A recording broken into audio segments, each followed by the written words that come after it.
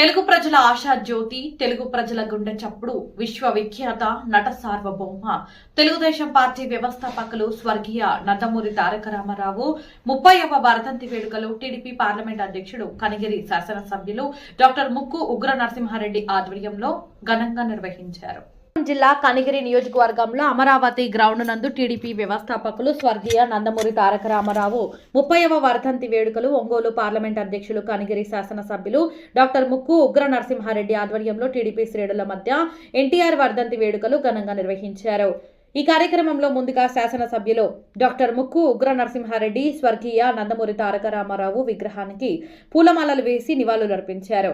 ఈ సందర్భంగా ఆయన మాట్లాడుతూ సమాజమే దేవాలయం, ప్రజలే దేవుళ్లు అని చాటుతూ తెలుగువారి ప్రభావాన్ని వైభవంగా గుర్తు చేస్తూ వారిలో ఆత్మవిశ్వాసం నింపుతూ రాష్ట్రమంతటా ఉపన్యాసాలు ఇస్తూ పర్యటించారని శాసనసభ్యులు డాక్టర్ ముక్కు ఉగ్ర నరసింహారెడ్డి అన్నారు. అంతేకాకుండా 2 రూపాయలకే కిలో బియ్యం, పేదలకు ఇళ్ల నిర్మాణాలు, జనతా వస్త్రాలు, వృద్ధాప్య పింఛన్లు, 50 రూపాయలకే హార్స్ పవర్ విద్యుత్తు, ఇలా ఎన్నో కార్యక్రమాలు ప్రజల వద్దకు పాలన తెచ్చారన్నారు. మరోవైపు సినీ రంగానికి, రాజకీయ రంగానికి వన్న తెచ్చిన నాయకుడు, ప్రజానాయకుడు నందమూరి తారక రామారావు అని తెలిపారు. అంతేకాకుండా ప్రతి తెలుగువాడు బయటకు వచ్చి నేను తెలుగువాడిని అని చెప్పుకునే ధైర్యం కల్పించిన ఏకైక వ్యక్తి నందమూరి తారక రామారావు అని, తెలుగుదేశం పార్టీ పెట్టి పేద ప్రజలకు అండగా నిలిచి మహిళలకు అండగా నిలిచిన ఏకైక వ్యక్తి ఎన్టీఆర్ అని ఆయన కొనియాడారు. ఆయన అడుగుజాడల్లోనే ఈనాటి ముఖ్యమంత్రి నారా చంద్రబాబు నాయుడు ప్రజలకు అనేక సంక్షేమ పథకాలు తీసుకురావడం జరిగిందని ఆయన అన్నారు. ఈ కార్యక్రమంలో టీడీపీ నాయకులు, కార్యకర్తలు, అభిమానులు పాల్గొన్నారు. ప్రపంచంలో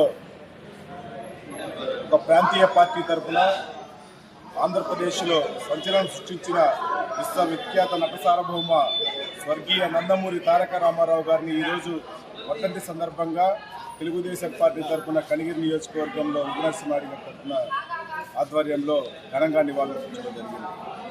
ఇన్ని సంవత్సరాలు జరిగినా కూడా ఆంధ్రప్రదేశ్ చరిత్రలో మరపులేని రోజులుగా